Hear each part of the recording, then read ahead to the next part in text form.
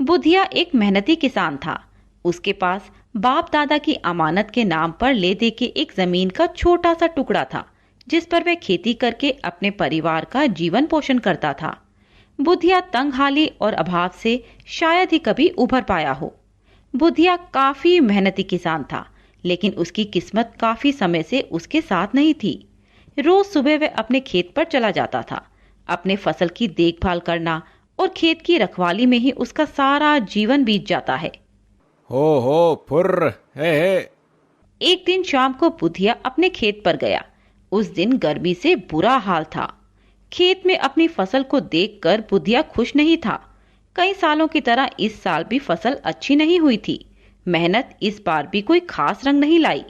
ऐसा सोचते हुए बुधिया फसलों को निहार रहा था। सूरज ढलने लगा। मौसम ने थोड़ी राहत दी। अब अच्छी हवा चल रही थी।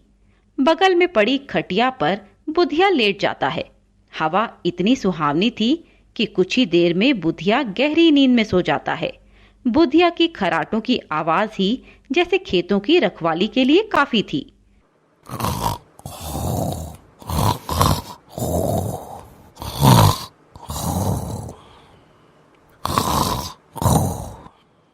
कुछ ही देर में रात हो जाती है।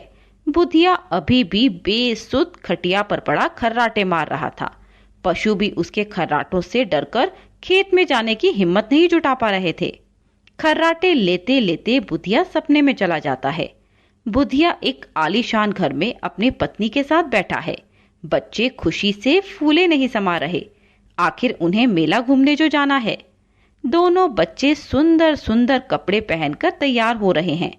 पत्नी भी अपनी मनपसंद साड़ी पहनकर बैठी है। बुधिया चमचमाती हुई सफेद धोती और नीला कुर्ता और ऊपर सफेद जैकेट पहने है। सिर पर पीली पगड़ी बांधकर वह जैसे कोई जमींदार लग रहा है। जल्दी जल्दी तैयार हो जाओ बच्चों, समय से जाएंगे तभी तो समय पर लौट कर आ पाएंगे। हम तैयार हैं बाबा। और मैं भी। तैयारी तो आपकी बाकी है। अच्छा, चलो अब कहीं देर ना हो जाए। सभी मेला घूमने चल देते हैं। मुन्नी और गुल्लू की तो आज मौज आ गई थी। दोनों धीरे चलते हुए माँ बाप के पीछे छूट जाते और कभी दौड़कर उनके आगे चले जाते। मेले में पहुंचकर उनकी खुशी का ठिकाना नहीं रहा। कभी वे एक दुकान के सामने जाते तो कभी दूसरी दुकान के सामने जाने की जिद करते। बुधिया उनकी इच्छा के अनुसार उनको हर चीज दिलाता जाता। मेले में कहीं करतब दिखाने वाला करतब दिखा रहा है तो कहीं मदारी बंदर नचा रहा है। बच्चे इन सब का भरपूर मजा ले रहे थे। तभी एक बैल दौड़ता हुआ आता है और बुधिया को अपना सींग मारता है। इधर बुधिया अपनी खटिया से धड़ाम करके नीचे गिर जाता है। नीचे गिरा हुआ बुधिया देखता है कि सामने बड़ी सी सींग वाला एक बैल खड़ा है। शुक्र है बैल ने बुधिया को कुछ नुकसान नहीं पहुंचाया। बुधिया अपनी लाठी से बैल को हड़काता है और घर की तरफ चल देता है। सुबह हो चुकी थी। बुधिया घर पहुंचता है तो उसकी पत्नी नाराज बैठी होती है। कहाँ चले गए थे? पता है रात भर हम कितने परेशान थे। अरे खेत पर ही तो था, वो जरा आंख लग गई थी। क्या करूं, हवा इतनी बढ़िया थी कि सुबह कब हुई पता ही नहीं चला।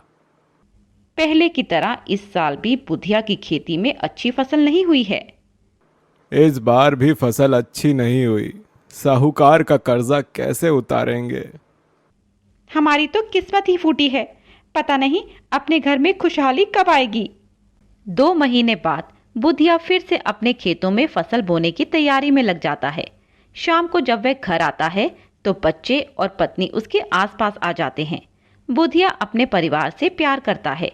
वो एक अच्छा पति और पिता था, लेकिन कड़ी मेहनत और तमाम कोशिशों के बावजूद वह अपने परिवार के लिए जीवन यापन के लिए बेहतर संसाधनों का इंतजाम नहीं कर पाता था।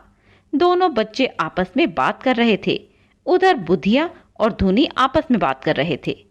तभी दोनों बच्चे आकर बोलते हैं, पापा, मुझे स्कूल के लिए नए जूते चाहिए। मेरे जूते अब खराब हो गए हैं। मुझे भी नए जूते चाहिए। मुझे भी। हाँ बच्चों, ठीक है, ला दूंगा। और सोच में पड़ जाता है। तभी बच्चे बोलते हैं, बाबा, इस बार दिवाली में हम भी मिठाइयाँ और पटाखे लाएंगे ना? हाँ बेटा, क्यों नहीं, मिठाई भी लाएंगे और पटाखे भी। बुधिया ने बच्चों की बात मान ली तो बच्चे भी खुश होकर खेलने चले गए। समय बीतने लगा। बुधिया को अपने बीज और खाद खरीदने के लिए फिर से कर्ज लेना पड़ा। पिछला उधार भी चुक नहीं पाया था अब तक। फसल अच्छी हो गई होती तो इस बार सर से कर्ज का बोझ हट गया होता। खैर, बुधिया के खेत में इस बार फसल धरती फाड़ के हुई है। ऐसी फसल उसने अपनी जिंदगी में कभी नहीं देखी। घर में खुशी का माहौल है। इस बार फसल जम के हुई है, हमारे कर्ज भी चुकता हो जाएंगे और बच्चों की दिवाली भी अच्छे से मन जाएगी। अगले साल फसल बोने के लिए कर्जा भी नहीं लेना पड़ेगा। भगवान की बड़ी कृपा है हम पे। किसी तरह इस कर्ज से छुटकारा मिल जाए बस। सभी सो जाते हैं। बुधिया अपने खेत की रखवाली करने चला जाता है और वहीं पर सो जाता है। सपने में वह देखता है कि उसके खेतों में फसल लहलहा रही है। बुधिया वहीं पर खटिया डालकर आराम से लेट जाता है और मस्ती में गाने गाता है। मेरे देश की धरती सोना उगले उगले हीरे मोती, मेरे देश की धरती। कुछ देर में ही बुधिया को नींद आ जाती है। इतने में जोर जोर से बिजली चमकती है और बादलों के गरजने से बुधिया उठकर बैठ जाता है। बुधिया बहुत घबरा जाता है। इतनी तेज बारिश शुरू हो जाती है और ऐसी बारिश किसी ने आज तक नहीं देखी थी। उधर धूनी भी घर पर बच्चों के साथ पानी में थी। अपना सारा जरूरी सामान अपने हाथ में पकड़कर खड़ी थी। हे भगवान, ये क्या हो गया? पूरे घर में पानी भर गया। मामा, मेरा बस्ता भी पानी में बह गया। अब मैं स्कूल कैसे जाऊंगी? हे भगवान, मुन्नी के बापू की रक्षा करना, ना जाने वो किस हाल में होंगे। उधर बुधिया भी पानी में फंसा हुआ था और वो भी धूनी और बच्चों के लिए परेशान हो रहा था। हे भगवान, ये क्या हो गया? धूनी और बच्चे ना जाने किस हाल में होंगे। बुधिया एक पेड़ के नीचे छिपा हुआ था। वहीं से वह देखता है कि जोरदार बारिश के कारण पूरा गांव बाढ़ में डूब गया है। ये क्या किया भगवान? मेरा बैल ना जाने इस बाढ़ में कहाँ बह गया। बुधिया अपने खेतों की ओर जाता है। सारा गांव बाढ़ की चपेट में आ चुका था। सारे खेत पानी में डूब गए थे। फसलें बर्बाद हो गई थी।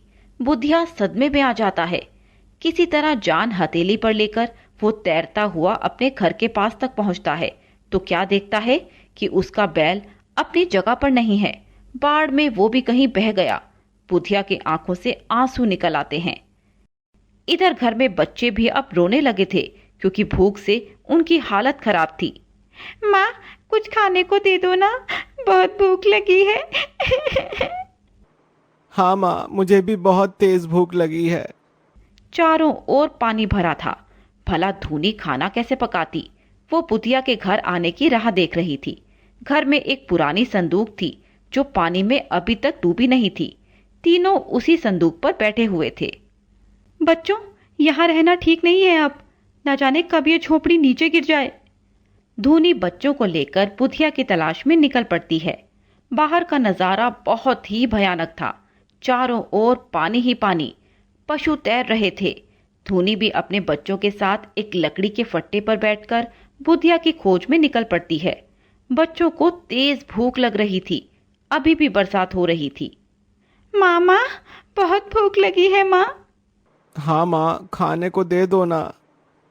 बच्चों, थोड़ी देर और सब्र कर लो। भगवान ने चाहा तो कुछ न कुछ इंतजाम हो ही जाएगा। धूनी बुधिया को आवाज लगाती है, लेकिन ऐसी बाढ़ में भला उससे सुनने वाला कौन है? कहीं कोई पशु तैर रहे हैं तो कहीं पौधे तैरते हुए जा रहे हैं। दूर दूर तक पानी ही पानी भरा है। एक स्टीमर घूम घूम कर पानी में तैरते लोगों को बचा रहा था। एक आदमी माइक में कुछ अनाउंसमेंट कर रहा था। भाइयों और बहनों, आप लोग घबराइए मत। इस विपदा के समय में सरकार आपके साथ है। चिंता मत कीजिए। आप लोगों को सुरक्षित स्थानों पर पहुंचाना हमारी जिम्मेदारी है। तभी धूनी और उसके बच्चों पर उसकी नजर पड़ती है और स्टीमर उनके पास आ जाता है। आ जाइए, आराम से, घबराइए मत। अब धूनी और उसके बच्चे सुरक्षित थे। बच्चों को और धूनी को खाने के लिए अच्छा खाना मिल गया था। धूनी बहुत रो रही थी कि ना जाने बुधिया कहाँ है। तभी कैबिन से बुधिया निकलकर बाहर आता है। उसका परिवार उसे देखकर खुशी से फूला नहीं समाता। तभी स्टीमर का कप्तान वहां पर आता है और सबको बताता है, आप लोगों को चिंता करने की कोई ज़रूरत नहीं है। इस दुख की घड़ी में सरकार आप लोगों के साथ है। इस दुख के समय में खुशी की बात यह है कि सरकार ने बड़ी राहत देते हुए सभी किसानों का कर्जा माफ कर दिया और सभी को सुरक्षित जगहों पर ले जाकर रहने और खाने का प्रबंध भी किया है। बुधिया और धूनी की जान में जान आती है। वे अब आश्वस्त थे और स्टीमर एक सुरक्षित स्थान की ओर रवाना हो जाता है। दोनों बच्चे बुधिया और धूनी से लिपटे हुए थे। चाहे उन्होंने बाढ़ में सब कुछ खो दिया था, लेकिन उनको इस बात की खुशी थी कि पूरा परिवार एक साथ है और बिल्कुल सुरक्षित है।